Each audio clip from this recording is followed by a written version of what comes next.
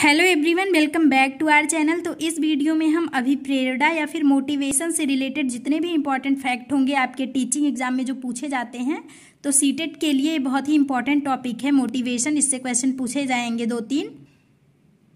इससे रिलेटेड जितने भी इंपॉर्टेंट फैक्ट होंगे आपके एग्जाम में आने वाले, उन्हें पूरा कवर करेंगे। और अगर आप किसी भी टीचिंग एग्जाम की तैयारी कर रहे हैं तो प्लीज़ चैनल को सब्सक्राइब कर लीजिए। इससे ऐसे ही और सारी वीडियो आपको यहाँ पे मिल जाएंगी।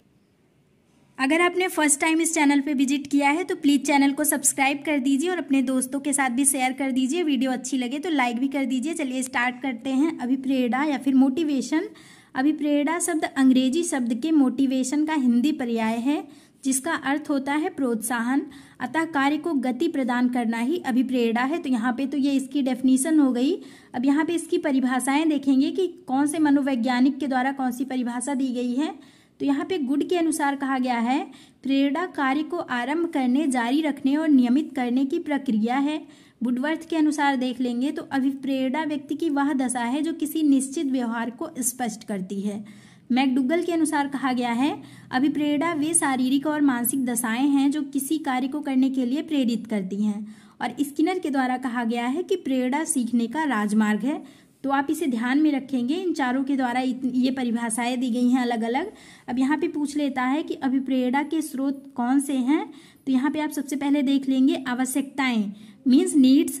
तो यहाँ पे कमी, वृद्धि, भोजन की कमी, पानी की कमी, तो ये सारी नीड्स हैं जो मतलब आवश्यकताएं में इन्हें रखा गया है। और उसके बाद सेकेंड नंबर पे देखेंगे तो चालक या प्ररोध, इसे ड्राइवर के नाम से जानेंगे। इंग्लिश में इसको ड्राइवर कहा जाता है, इससे मतलब डिनोट किया जाता है। और इसका यहाँ पे देख लेंगे तो भूख या फिर प्यास से ये रिलेटेड है।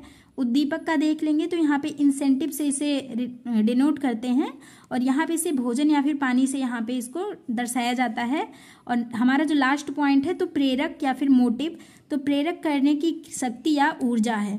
प्रेरक क्रिया करने की शक्ति या ऊर्जा है, जो मतलब काम होता है तो उसी को जो करने का जो मतलब अभी प्रेरणा मिलता है तो उसको जो करने में जो शक्ति या फिर ऊर्जा, वेस्ट एनर्जी लगती है, तो उसी को मोटिव कहेंगे।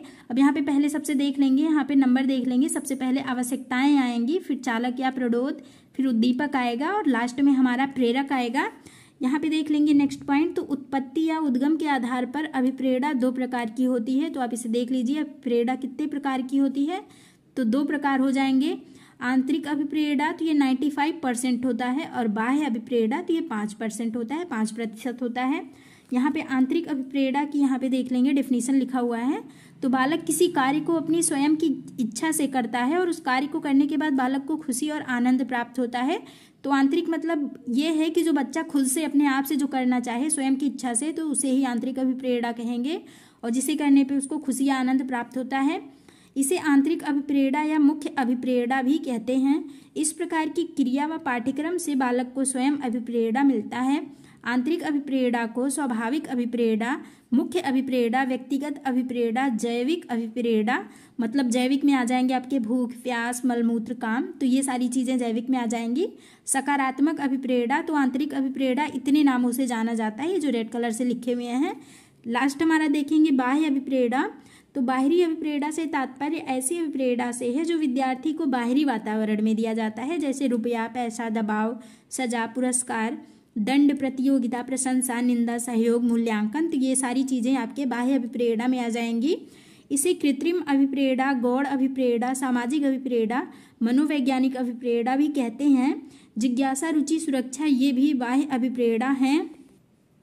तो इस वीडियो में हमने अभिप्रेरणा के बारे में जितने भी इंपॉर्टेंट फैक्ट थे आपके एग्जाम में आने वाले, उन्हें पूरा कवर किया है। अगर आपको वीडियो अच्छा लगा हो तो वीडियो को लाइक करिए, चैनल को सब्सक्राइब करिए, अपने दोस्तों के साथ भी शेयर करिए। पढ़ते रहिए, मोटिवेटेड रहिए। Thank you so much.